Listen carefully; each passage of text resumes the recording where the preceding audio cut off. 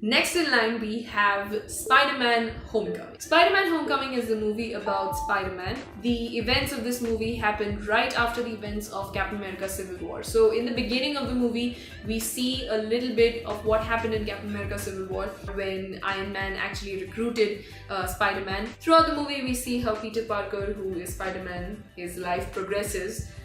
He's just a normal high school going kid who also happens to have a secret alter ego that is Spider-Man. Everything is going on fine until we find out about this organization that is evil and is headed by the father of Peter Parker's high school crush. So turns out, right after the events of the first Avengers movie, the government had assigned a bunch of people to clean up all the alien tech that had spread all over New York, so as to not let it get in the wrong hands. Unfortunately, doing just that caused the tech to go in wrong hands, and so that is how this organization begins. So the basic foundation of this organization is that they create weaponry from the alien tech that the Chitauri left behind, that they found after New York. Peter Parker finds out about this and he decides to do something about it. He is stopped by Iron Man. Tony Stark is shown to be a very father figure kind of a person to Peter Parker, so he just goes and tells him, look, this is completely out of your reach, don't do anything stupid. But he does not listen because he is stubborn and Tony Stark is having a bad influence on him, I guess. No.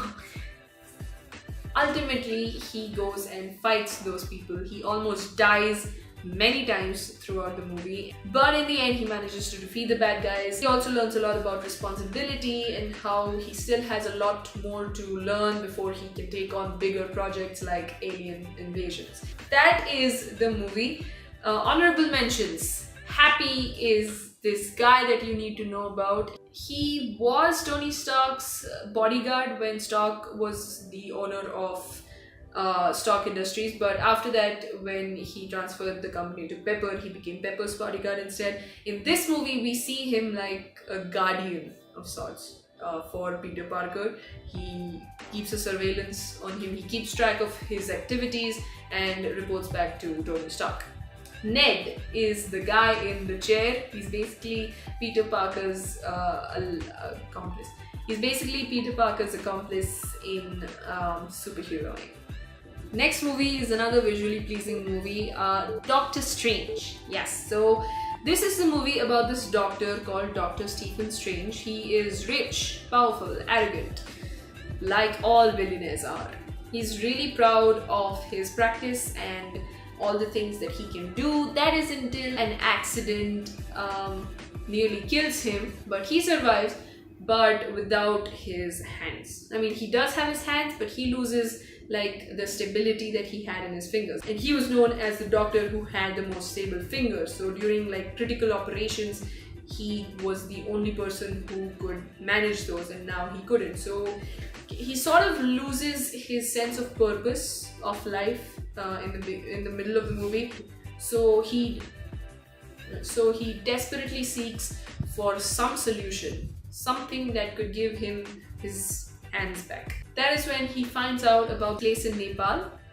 There he meets this person called the Ancient One, who possesses a lot of knowledge. He tells her his problem and asks her if she can help. She in turn knocks his soul out of him. No, doesn't kill him, but she actually shows him that there are multiple realities and that she could teach him how to go from one reality to the other and all that stuff. So he's just like, oh yes, I want to learn this. And as the movie progresses, we see Doctor Strange going from this completely lost hope kind of a guy to this emerging, intelligent guy that he really is. So the major thing that this movie introduces to us is as follows. There are multiple realities. Our reality is the one that we live in.